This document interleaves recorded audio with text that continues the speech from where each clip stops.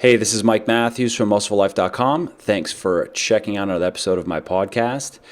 In this episode, it's just me, and I want to talk about a few different things. One is a question that I get here and there, and it's a funny question, but it's actually a good question. I thought it'd make a good podcast topic, and that's why I don't do steroids. Why am I not on steroids?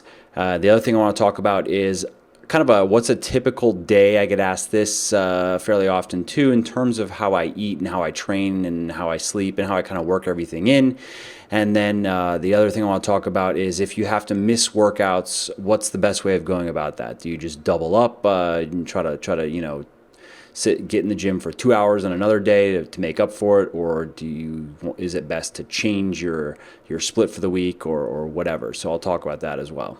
All right, so let's talk about steroids. So the question that I just got asked, and it just reminded me that I've been asked this before, and I think it would be something worth talking about, is why am I not on steroids, and why have I not done steroids in the past? And it's a good question because a lot of guys in my position would be on steroids. I mean, let's face it. A big part of how I make my living is how I look, and to some degree, I guess, how I train. I don't do as many training videos as other guys do because I think they're kind of boring just to watch somebody do the same workouts over and over. And even if they're getting a little bit stronger over time, it's not, I don't know, it's just not my thing. But, looking good, being strong, being lean definitely helps me, make money and helps people be more interested in what I have to say. So why not be on steroids? And it's a good question. If you're familiar with my story, for my first 6 or 7 years of weightlifting, I didn't really know what I was doing. I just did a bunch of bodybuilding, kind of magazine type workouts. My diet wasn't horrible. It just was, I didn't know anything about energy balance. I didn't really know how to manipulate macronutrients. I didn't know, okay, if I wanted to get lean, what do I really do? I thought, I would do the standard, like, well, I'll just cut my carbs way down and I'll do a bunch of cardio and I lose some fat, but that isn't really. After a month or so of that, I would get pretty burned out.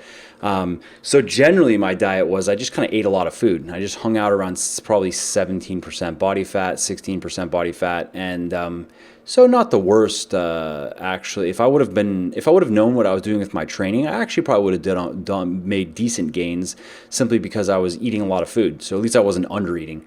But during that time period, I didn't make great gains. And in my first 6 to 7 years, maybe I gained 30 pounds of muscle. Maybe. It might have been a little bit less. I'll link an article down below where you can kind of see some of the big mistakes I made in that time period, and you'll see it in the uninspiring results.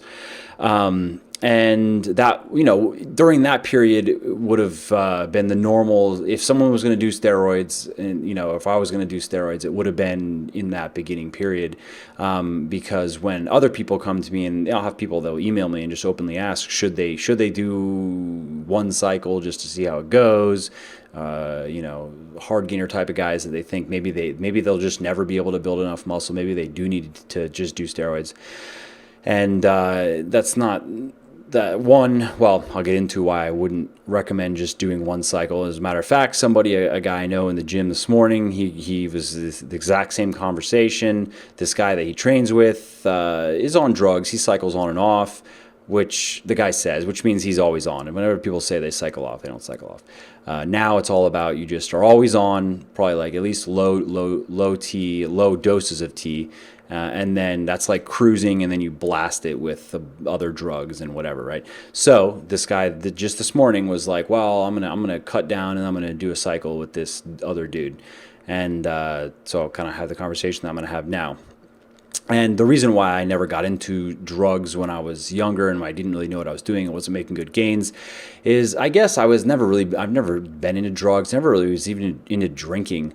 I'm not morally opposed to drinking, or I don't care if somebody smokes weed or whatever. I mean, whatever, it's their body, it's their choice. But for me personally, I just never got into it. I don't really like alcohol. I never did. I've never tried any other drugs. It just wasn't really my thing. So I already kind of naturally was inclined to not want to do steroids. And then I didn't know anybody doing steroids, so I wasn't exposed to it. So, for those two reasons were probably the main reasons why I never really tried it. And then also, I mean, there is the legality point of it. Not that I even necessarily agree that these drugs should be illegal. I mean, it's your body. It's not well, with certain drugs like take testosterone, some of the dangers, the risks of testosterone are very, very overplayed in the media. If you've seen the documentary Bigger, Faster, Stronger, you know what I'm talking about. I don't even know exactly. I haven't looked into it much because I never really had much interest in drugs. But I don't even know really if the prostate cancer, if there really is any good evidence of an increasing risk of prostate cancer. That probably depends on dosing and such. But yeah, so there is also that point that I kind of generally try not to do illegal things, and so that was probably another reason why I never got into it. But now, fast forward to today, there are a few reasons why I am not on steroids and I'll never do steroids. One is that point of there are definitely health risks that are associated with some of the other drugs that are popular. While I probably could run a low dose of tea and be okay in the long run, there may be a chance that I would be increasing my risk of prostate cancer. Again, I don't really know. I haven't looked into it that much, and it seems kind of contradictory and would really require some studying. But then some of these other drugs that these guys are on that are very popular, like trenbolone acetate, right? That's a very it's just what it's called. Very, very popular drug, very interesting drug in its effects in the body. I mean, you have these guys that they run like a low dose of testosterone and a high dose of trenbolone, and I think a high dose of growth hormone as well, is kind of like the bodybuilder or the new age kind of stack. Although I guess Tren kind of it does go back. I think there was Tren around even in Arnold's days. I think he even talked about doing it. So I don't know, maybe it's just kind of come back in popularity again. But the point is, when guys run this stack of drugs, I mean, one, the changes in their physiques can be just staggering. I'll link an example of this below of a guy named Bostin Loyd who's very open about his drug use and shows what a 1 year hard steroid transformation really looks like, and it's pretty ridiculous. So trenbolone is very powerful for building muscle, even when you're in a calorie deficit, and also particularly it's strange in that it short circuits a process called Denovo lipogenesis, which is the process whereby the body converts carbohydrate into body fat. So basically, these guys that are running Tren and then T and growth hormone, they can eat absurd amounts of food and absurd amounts of carbs and gain no fat and just stay shredded. And so their workouts are obviously, there's another guy that works out in the morning. Nice guy, cool guy. He runs all kinds of drugs and he's very open about it. He talks to me about it, and he actually is one of the guys that tells me, don't get on drugs, and I'll explain why in a minute. It's another one of the reasons why I'm not going to be doing steroids anytime in the future. He said that when he's on, his cycle, I think his last cycle was like it was testosterone, of course, and then it was trenbolone, and it was maybe Deca, I don't remember, and a couple other popular drugs. And he said that basically he just feels like a god. Like he has so much energy in the gym. He just feels invincible, not only in the gym but in life. Like he from the second he wakes up to the second he goes to bed, he's just on. And the biggest thing that he regrets about getting into steroids is that he's now psychologically addicted. And he's an interesting, you're not going to meet very many guys like this. A lot of guys that are on drugs are very secretive about it. They're going to swear they're natural all up and down, and they're going to talk all kinds of shit about guys that are on drugs and how steroids are so unnecessary and this and that, and they're running so many drugs it would blow your mind. So this guy's the opposite. This guy is very open about his drug use. He doesn't care. He'll tell me here and there, like, oh, I just changed my cycle, this and that, and tell me how it goes and stuff. And I find it kind of interesting. And so then he's also, though, he has enough self-awareness to know that he is fully addicted. Psychologically, he said that that's the problem. Now, when he's off drugs, he just doesn't, he said it just, being natural is almost like miserable in comparison to how good he feels when he's on the drugs.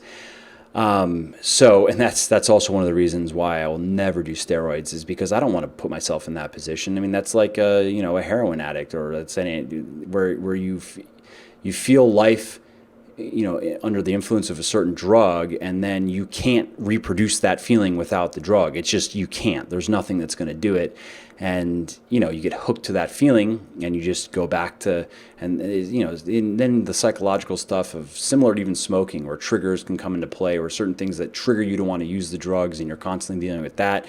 That's one of those cases where, in my opinion, you're better off never even knowing what it feels like to, feel like he says, like a god superhero, just unlimited energy, just ridiculous strength in the gym and all that. Like, yeah, that sounds good until you realize that you have to inject yourself with quite a few drugs every week to get there. And in the case of trenbolone, this kind of comes back to the health point that I was talking about. There is research that shows that it is genotoxic, meaning that it can damage your DNA, and that's cancer shit. And that's that's something I never want to mess with.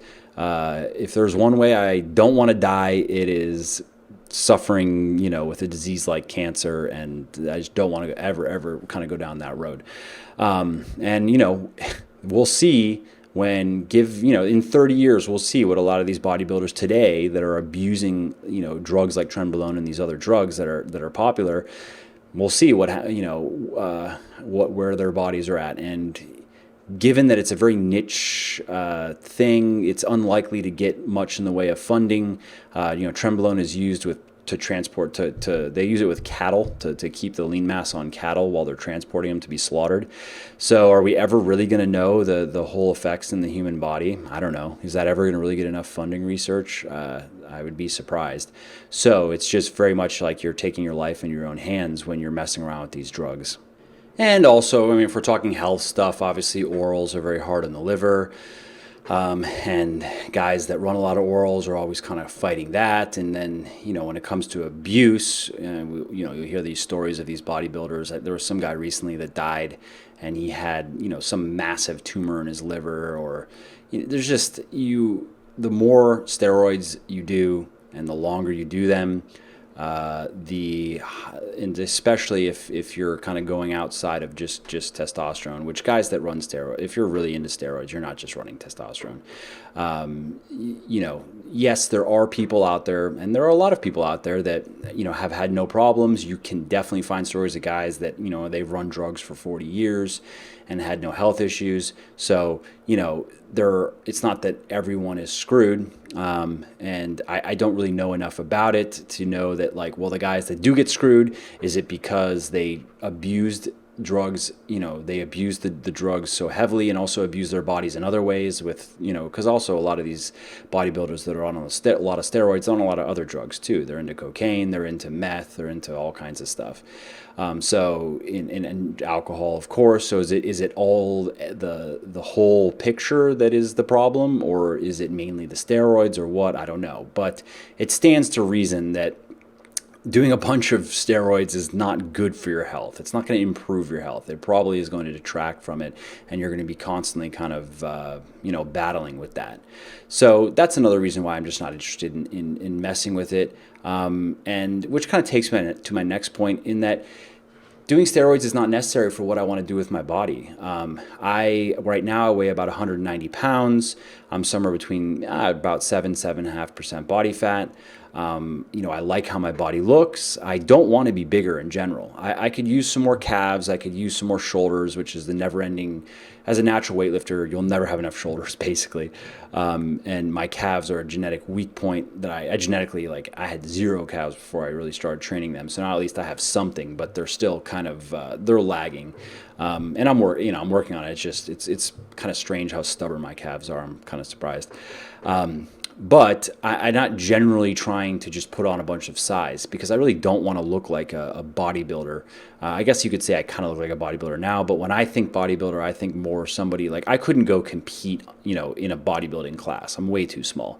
I could go compete in a physique class, and if even then, even if I went up against the drug guys and tried it, I would if I got down to competition, 4-5%, I would look pretty small compared to, these other guys that do well in physique. So I can maintain the type of body this is the type of body that I like. And I got here without doing drugs, and I can maintain it pretty easily without doing drugs. In terms of diet, I mean, if you're familiar with my work, you know that I'm very flexible in my dieting. I eat foods that I like. Right now, my calories are about 2,700 a day, which is right in the middle. It's not, I probably could go a bit higher, but I've found it's kind of an interesting thing that I've noticed in terms of staying very lean is that technically, like per the Catch McCardle, my TDE, my total daily energy expenditure, is fairly high. It's probably about 3,200 calories a day. But I can tell you with absolute certainty, if I were to eat that much food right now, I would get fatter. And I've actually tried this multiple times. I've tried reverse dieting, like slowly increasing my calories up, and I get a little bit fatter, and I can hang out. If I were to eat that much food, I would hang out at about 9 or 10%. And the only explanation that I have for that is that because my body fat levels are low, my leptin levels are going to be low or low-ish, lower than they would be if I had more body fat. So my metabolism is essentially, and if you're not familiar with leptin, by the way, it's a hormone that regulates the metabolism, among other things, regulates hunger. I'll link an article down below so you can go learn more about it. But basically, the lower the leptin levels are in your body, the worse it is, essentially, to a point. It's not like, having higher leptin levels is good, but if you have too much leptin, like obese people have a lot of a surplus of leptin, that's bad as well. Because I'm staying pretty lean, my leptin levels are kind of low, which is probably keeping my metabolism a little bit down regulated, which might sound bad, but it's not going to impair my health. I'm not starving myself. I'm eating plenty of food, and my body feels good. My training's good. But the reality is, if I wanted to be able to eat more and without gaining fat, I would have to.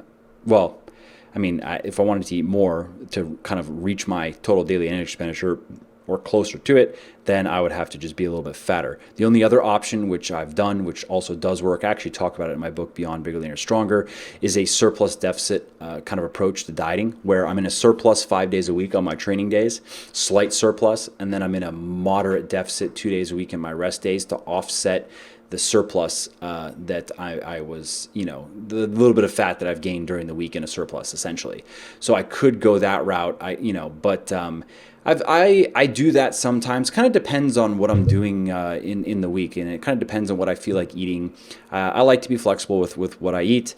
The simplest method of dieting is just eating the same amount of food every day, and I kind of default back to that because I don't like having to make a bunch of food decisions. I have a lot of things that I'm doing, and I'm just busy with a lot of things, and I don't really want to have to sit down every day and think much about what I'm going to eat. I'd rather just kind of plan it out, take the foods I like, eat that every day, get on with my life, change things here and there when I really want to. So back to steroids. I don't, at this point, why do steroids? What would be the point? I'm not trying to, my strength is decent. I'm fairly strong. My recent best numbers are, I've pulled about 450 it was, give or take, I don't remember exactly, for 2 or 3 reps. I've squatted about 350 for about the same, which is not too great, but I neglected squats for a long time. So I've only really been properly squatting for probably about 3 years or so. It just takes time. I'm always impressed with people that can squat 4 plates in under 2 years. That's just abnormally strong. And also my legs, for some reason, were kind of a weak point, I guess. They didn't come up as quickly as I thought they would. I've on bench, I've put up 295 for 2 or 3. and on military press I've put up 225 for 2 or 3. So I'm fairly strong. I enjoy my workouts. I have plenty of energy. So, at this point, it just doesn't really make sense for me to do steroids. Now, if I wanted to be, I'm 190, I'm 6'2", and if I wanted to be 210, if, same 7% or whatever, 7 to 8%, there's no way I could do that naturally. No way. The most I think at this point that I could gain is probably another 10 pounds of muscle. It would probably take 3 or 4 years, and it would take a lot of bulking and just kind of doing what I preach. Slower type of bulking, and then cut to get rid of the fat, and just it would really take some work. So maybe I could reach 200 pounds at about 7%, which does align with some of the more accurate models of how much muscle you can naturally grow, or how big you can naturally get, which I'll link an article down below, which I wrote on this subject, and you can see what these models would predict for you or for me or whatever. So yeah, if I wanted to gain another 20 pounds of muscle, I would have to do steroids if it really mattered that much to me. But I don't. I just kind of want to keep my body the way it is now, bring up certain weak points a little bit more. I do have some strength, I don't know, I guess you could say milestones that I'd like to reach. I would like to pull at least 500 for 1 or 2 with good form, of course. I would like to be able to squat 405 for a few reps. That'd be cool. And I'd like to be able to bench 315 for a few reps. And I think 225 is pretty good on the military press. But if I could get that for maybe 4 or 5 reps, that'd be cool. So, getting there is a slow process at this point because I'm not willing to eat a bunch of food, essentially. I do kind of want to keep my body fat where it's at. So I can make gains, but it's just slower. If I didn't care, it's like I did an interview, and I've talked subsequently just off the air with Mark Ripito a few times, and he'll ask me, he'll be like, so do you the first thing he told me is you need to weigh, I think he was saying that I need to weigh like 210-ish or something like that, like right now. Like if you want to be strong, you need to gain some weight. And he's right. If I just wanted to be strong and push, pull, and squat a bunch of weight, this is not the type of physique that I would want. I would want to probably be up to somewhere around 200, 210. I'd be around 10 to probably 11% body fat. I wouldn't look bad. I'd be big. I wouldn't like, I've been up to that body fat percentage, a year or so ago. And I don't like how it feels. All my clothes are super tight, and I can barely get on my pants, and I just feel like, I don't know. I like being lean. So, he always kind of jokes with me about that. And that's true though. If I really wanted to get stronger, I'd have to get fatter. And so, yeah, building up strength, could be one reason to be on drugs, but it's not that, I don't need it. I'm not trying to compete in a show or as a bodybuilder or as a powerlifter or anything else. I'm just doing it to stay healthy and enjoy it. Feels good. So that's another reason why I'm really not interested in doing steroids, and why I never was interested in doing steroids. And another reason is I think it's kind of cool to do it naturally. I think the mentality of wanting to cheat it, and that's the idea that steroids are cheating. That's cheating who? What are you talking about? It's some dude that wants to build muscle, so he's taking drugs to help him do that. But it's not cheating unless we're like in a, if he's competing in a natural bodybuilding league with a bunch of other guys that actually are natural, because a lot of the natural bodybuilding leagues are a joke, not actually natty. These guys aren't natty. But if some of the guys, or if let's say a lot of the guys are natty, then yeah, that's cheating. But if everybody's doing the same drugs, then it's not cheating. And if you're not competing, if you're just like wanting to look good, to attract, I don't know, be attractive or whatever, feel good about yourself, cheating who? What? How does it? So now the truth is though, that steroids make a huge difference in terms of how quickly you can build muscle and kind of get the body that you want. Again, I'll link down below what a 1-year steroid transformation, hard steroid transformation, can look like. And generally speaking, it's if you're going to run the drugs that you run, you probably can condense make about 3 years of gains in 1 year probably. And if you're not going to run a ton of drugs, if you're going to be more moderate, you could probably make 2 years of gains. Like your first 2 years, let's say you started on drugs, your first 2 years, not that even be a good idea. Guys, even steroid guys will not recommend, like ones that actually know what they're talking about, don't recommend that newbies jump on drugs. They recommend that you do your first 1 or 2 years natural and then do steroids if you're going to do that.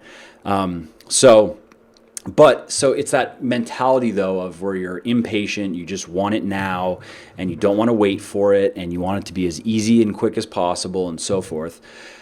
And I think I think there's some value in doing it naturally and kind of learning to embrace the process and embrace the work that goes into it and the amount of discipline that it takes, being strict with your diet. And again, when I say strict, I don't mean like obsessing over clean eating. I mean more just making sure that you're hitting your numbers every day and not just kind of, being random with your diet and showing up to the gym every day and you have to work hard. Definitely when it comes to training on steroids is quite a bit different. When you see guys in the gym doing all those super high rep, drop set, superset, giant set, big lean guys, they're on drugs. You can't train like that and get anywhere as a natural weightlifter. And the reason why you will not see guys on a lot of drugs, often they will not be doing very heavy weightlifting is because the muscles, they grow faster than tendons and ligaments can support them. So they need to watch out. If they started throwing around the weights that they felt like their muscles could handle, they can get hurt.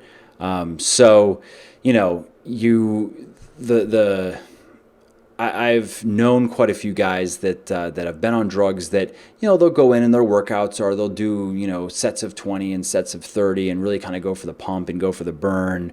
And that's just, I used to do that stuff as a natural weightlifter and didn't really get far with it. And that's just a different style of training than, even mentally, I think it takes a bit more toughness to, work in the 4 to 6 rep range or even do some heavier stuff. Go stand under 400 pounds of weight and squat it, or go try to pull, a bunch of weight. You do a lot of that. It definitely has some residual effects on just your mindset and how you approach things. So I think there's some value in doing it naturally. It's also by doing it naturally, and this is something that I personally care about. Why, another reason why I'm not didn't do drugs and won't do drugs is I want something that I can maintain for the rest of my life. I want a lifestyle. I don't want to just look good. I'm 30. I'm not trying to just look good for my 30s and then have things start declining as I get older. And I'm also would not want to be thinking that, to look the way that I want to look and have the type of body I want and the strength and whatever, that I'm going to have to be on drugs, for the rest of my life? And there are quite a few guys that's kind of how they look at it. They've been on drugs for 30 years or whatever, and they're going to be on drugs until they die. And that, I don't know, that's just, that does not seem appealing to me. I much, much, much prefer having a lifestyle that is healthy and sustainable. And yeah, I'll never look as good as some of the guys on drugs. There are certain looks you can't achieve without drugs. You just can't. You can't get all the muscle development, especially in the little muscles. Like you'll see it in guys where their serratus is just ridiculous and, all the way down, and you'll get these big shoulders, these big upper chests, these big traps. Certain drugs give you a very, very dense look. So you get that hard, just where their skin looks paper thin because they're super lean and they're vascular everywhere. You just don't get that look without drugs. So yeah, I think there are it goes too far. I wouldn't even want to look like that. But there are certain looks like, you've probably heard of ZYZZ, right? He was very open about his drug use. He's, joke about it on the internet and stuff. So there are certain periods of his physique kind of changed over the years. But at the point when I think he looked the best, he was running all kinds of drugs and he talked about it. And so there's just that look. You're just not going to get it naturally. And he was also using cutting drugs like clenbuterol and such. So, I'm fine with that. Whatever. I'm happy with how my body looks.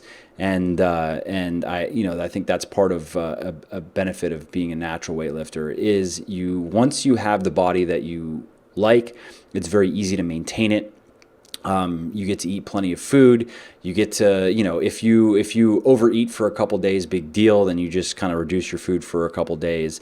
But my point is, you're not relying on chemicals to keep your body in the shape that you like.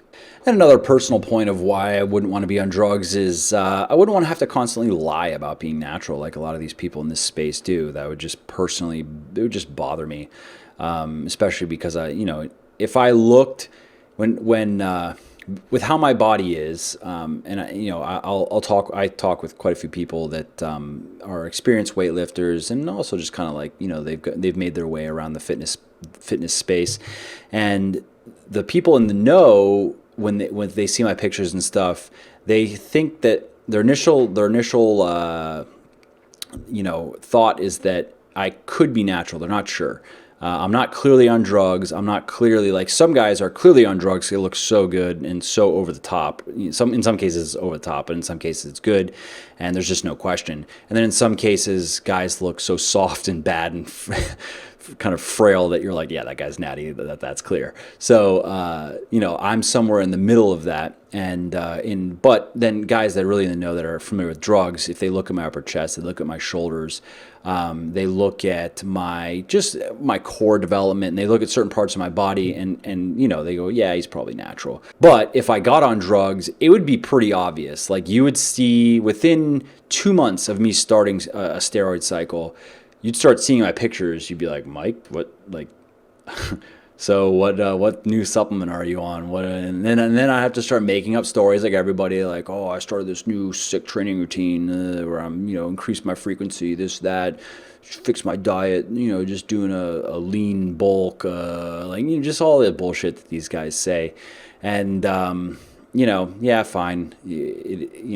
Whatever. I don't care. It's their bodies. They can do what they want. But me personally, that's just really not my style.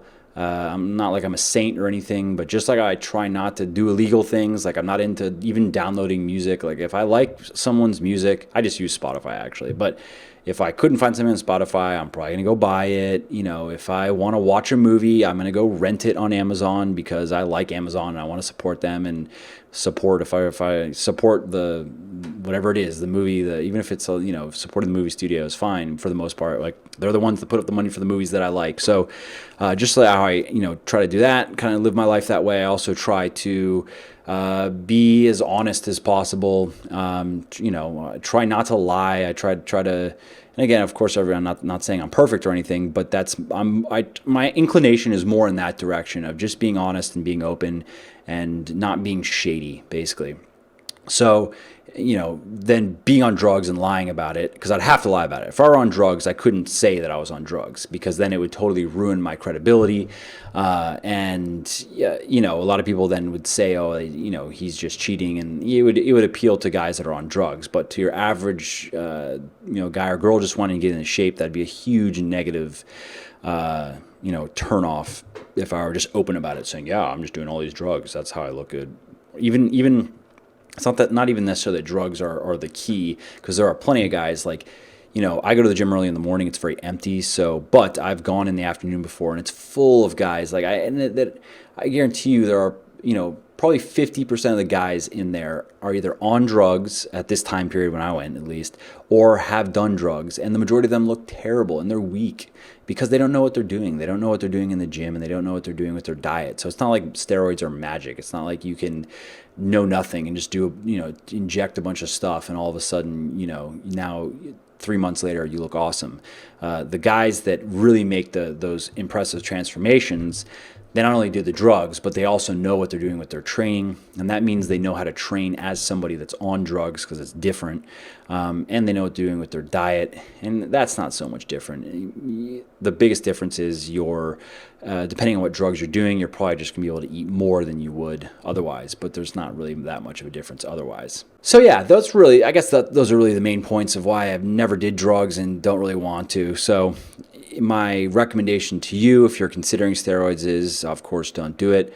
I just don't think it's necessary. I think that there are potential negatives outweigh the potential positives. When you can have all the positives that you want, you just have to wait longer for them and work harder for them. Unless you want to be like a hulking bodybuilder type of dude, if that's how you want to look, Like if you're my height, if you're 6 foot, 6'1", 6'2", and you want to be 230 pounds and lean, you're going to have to do drugs, like, period. I'm not suggesting that you do drugs, but if that's really what you have your heart set on, then just, you better be willing to do a lot of drugs. So yeah, you can have the type of body you want though without drugs. And the vast majority of guys, they just want to have more the type of body that I want to have. You want to be lean, you want to be athletic and muscular, but not over the top. And that there's also one thing that's worth mentioning is a fair amount of the size. I don't know. I've seen this both ways. For instance, this guy in the gym that's always on drugs, he has talked to me about this, that depending on the drugs that he's running, like he'll run certain drugs and gain size quickly and be very, very strong in the gym, and then come off the drugs and lose quite a bit of that size. Not necessarily all of it, but it's not like you just do a cycle and then you can just maintain that, because I've run into people that had that idea too, which is understandable. They're thinking, all right, if I just do, like, let's say I just drug for a year or two and then I have the body I want and then I just get off drugs.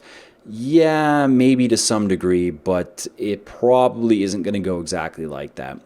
When you get off, you are going to lose some of your size. You're definitely going to lose a fair amount of your strength, and then you're going to deal with the psychological stuff, which is going to lead almost inevitably back to doing drugs again. And then if you've done it a second time, then it's less likely that you're even going to come off again, and then you just go down that slippery slope until you're the guy in the gym who he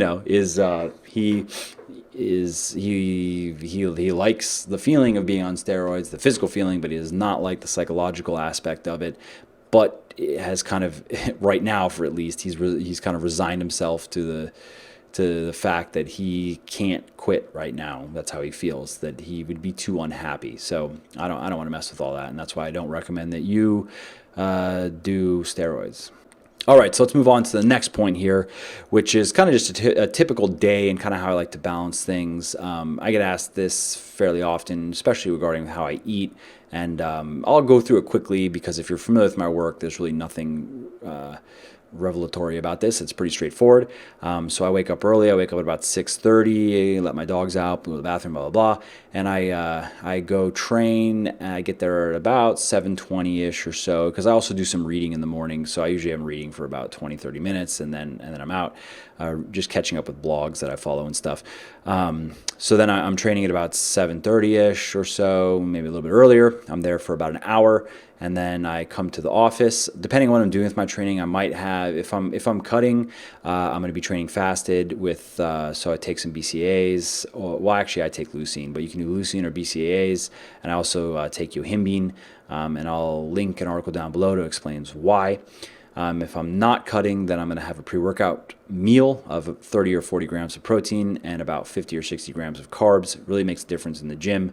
Quite a bit more strength just from the carbs alone. Train, come to the office, have my post-workout, which is usually I do a shake. I blend up a frozen banana with some rice milk and some protein powder and cinnamon. It's tasty, about 100 carbs, 40, 50 protein, very little fat, and just drink it down and get to work. In the morning, about 2 hours later or so, I'll usually have another snack. This time it's just carbs, or mainly carbs. These days I have some Harry and David pears. These things are so good. So maybe it'll be a couple pears, or it'll be I'll do these, what are they? They're like spelt. They're spelt English muffins, and they're really good. I'll do it with some PB2 and jelly, just about 50 carbs or so. And my lunch these days, around 12:30 or so, 12:30 or 1, I'll do something simple. I've been doing a salad recently, just a salad with chicken, and I do some chocolate PB2, not in the salad, but I mix it with some water and just eat it after because it's so good. I love that stuff. I could eat a tub of it a day. I think I just love chocolate. I just love chocolate and I love peanut butter. So you combine them and it's so good.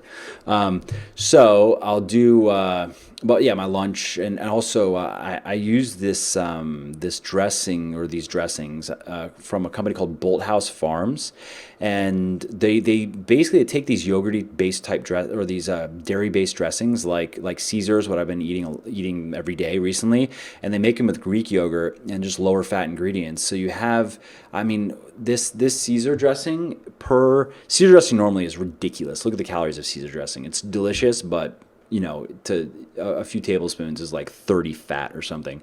So this Bolthouse Farms, I don't remember the macros off the top of my head. I have it in my meal plan. I want to say 2 tablespoons. It's ridiculous. 2 tablespoons is like some protein, 5 carb and 5 fat or something like that. 2 tablespoons. So you needed 3 tablespoons max for you can even do 2 tablespoons. I think that's what the macros are. I don't remember exactly, but it's very, very low, very easy to fit into a meal plan because I don't like doing high fat. I'm not a high fat guy. My fat are 50, 60 grams a day, and I want to load up on carbs because carbs make a much bigger difference in training, give me a lot of energy and a lot of strength in the gym, feel good in my body. I don't need more than that for fat. For my dietary fat for my body to do everything it needs to do. So that's my lunch, and then around 3 o'clock or so, I have a scoop of whey protein and water. And I usually do my cardio when I get home. I usually leave the office anywhere from 5:30 to 6, and I go home, and then I do my cardio. At that point, I'm fasted again because if I'm only having a scoop of whey protein at about 2 to 2.5 hours, it's out of me, and my insulin levels are back to baseline. So if I'm cutting, then I'll do it fasted cardio. I'll take more yohimbine before the cardio, do that for about 25 minutes. And then eat dinner after. So my dinner 6:30, maybe closer to 7, depending on what I'm cooking. And my dinner is usually I kind of just have it slotted as like about 130 to 140 carbs, 40-ish protein, and 20 to 30 fat is what I generally will have for dinner. And then I have a little bit of a dessert after, have about 200 calories allotted for a dessert. So I'll mix and match what that'll be. Sometimes it's a little bit of chocolate. Sometimes it's, there's these like little coconut ice creams that are fairly low calorie that I like. Or even I have like little fudge bars that are low calorie. Just something tasty that, is about 200 calories. And then before I go to bed, I go to bed these days about midnight. I don't need that much sleep. I sleep about 6 hours a night, and that's really just all I need. I could sleep 7 hours, I guess, but I tend to wake up even before my alarm. So, whatever, I'll take it. So before I go to bed, I'll have about 20 grams of protein, a slower burning type of protein.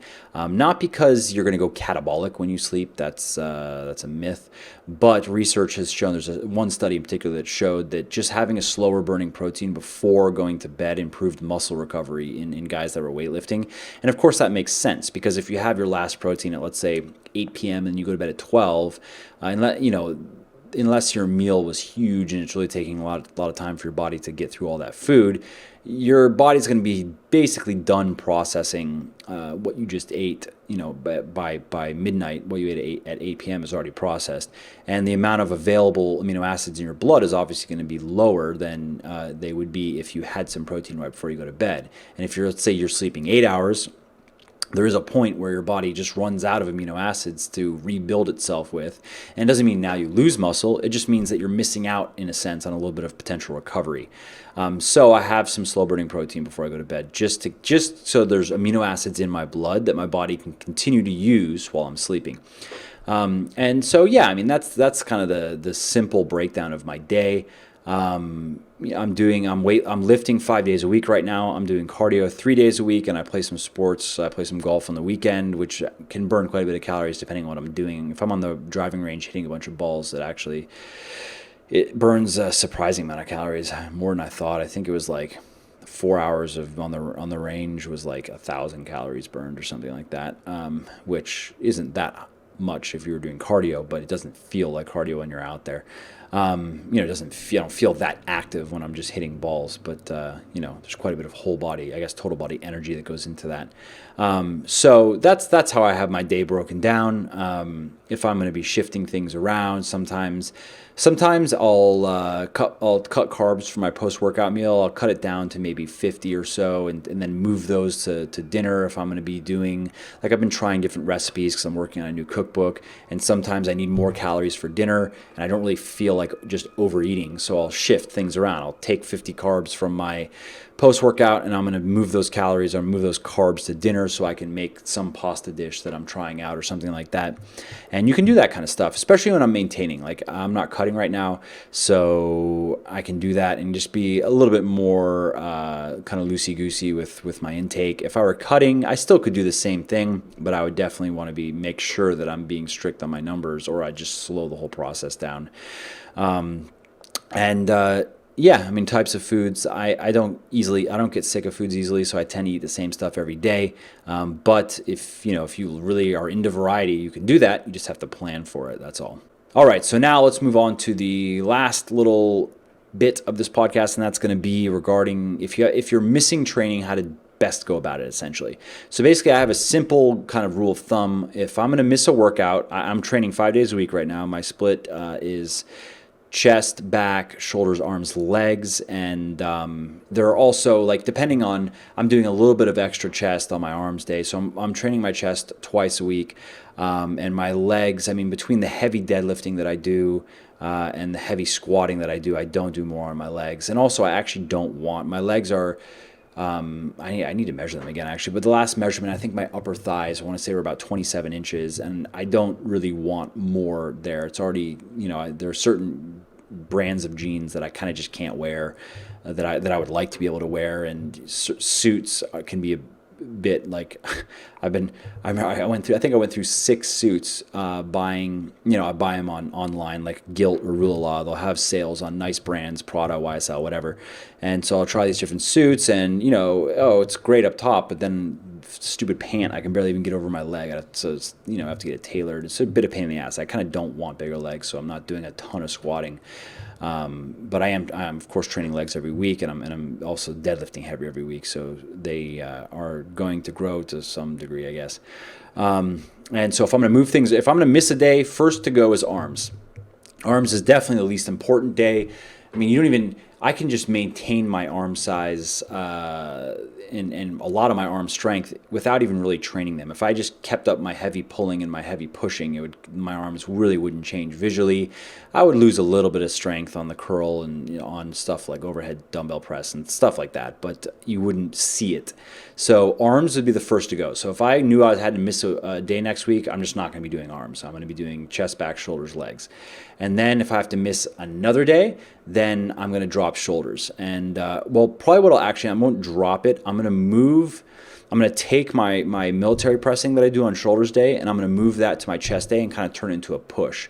So basically, I'm kind of turning it into push-pull legs is what I'll end up doing. So I'll do my normal chest workout, and then maybe what I do, normally I'm doing 9 to 12 sets or given on my chest. So I'd probably drop my chest sets to 6, and then do 3 sets of military press and 3 sets of side raises. So that'd be my push, get my shoulders and chest trained, and then do my back or my pull. If I really cared, I would move my bicep work to my back day, so turning it into a more traditional pull where you're doing your back plus your biceps, and then I would do my legs. So you could move legs to shoulders. You can also do it that way. And that's a very hard workout. You can do it that way, though. Some people do prefer, like, they'll go chest and tries, back and bis, legs and shoulders, or push, pull legs. I prefer push, pull legs, but some people prefer the former. So you would have to kind of try both and see how does your body respond, which workout do you feel you can push yourself the hardest in, which do you enjoy the most, and so forth. And then if you only could lift 2 days a week, then I would just do an upper lower. I'll link an article down below where I give an example of how you can do that. And 1 day a week, then you have like a whole body thing, of course, which is also in the article. But this is useful for if you're traveling, I mean, especially now in the holidays, if you're out of town. And what I try to do, even when my wife's from Germany, so we'll go to Europe usually every year, and I try, depending on where we're staying, is it close to a gym? Is it really feasible for me to train every day? If it is, then cool. I'll wake up early, do my thing, just normal. But if it's not, then I'll try to at least get a couple workouts in, and you'd be surprised how much of a difference that makes. If you just train 2 days a week, you can maintain everything that you have right now for I mean, it doesn't matter. You could be out of town for a month. And if you're just doing two good workouts a week, a heavy upper, a heavy lower workout a week, you're going to maintain your muscle. You're going to maintain your strength. And it's going to help mitigate the fat gain that's going to come if you're out of town eating a bunch of food. It definitely, not working out at all, like being very sedentary and just eating a bunch of food, is kind of a recipe for travel disaster, just physique disaster in general. But if you keep your training in, it gives your body things to do with the food other than store fat. So yeah, that's how I recommend you kind of modify your week if you can't get in the gym as much as you want. And that's it for this podcast. I hope you enjoyed it. And hey, it's Christmas next week. If I don't see you before then have a great Christmas. I hope that you get a lot of cool stuff and have a lot of great times or good times with your family and with your friends. It's always a fun time of year for me. So yeah, thanks again, and I'll see you next time. Oh, one last thing before I go, head over to legionsupplements.com, Legion supplements.com, because we still have our cool Christmas deals and end of year deal stuff going, and we're going to be kicking off a pretty cool. I'm pretty excited for it actually. We're going to be doing a transformation contest, a New Year, New You transformation. It's going to kick off in January, similar to Shredded Summer, if you remember that. So we're going to be doing a whole cool thing for that. I'm excited for it. So yeah, if you are interested in checking out my supplements, then head on over, because now you can save money and win cool stuff, and we're kind of just having fun with it. All right, thanks again, and see you next time.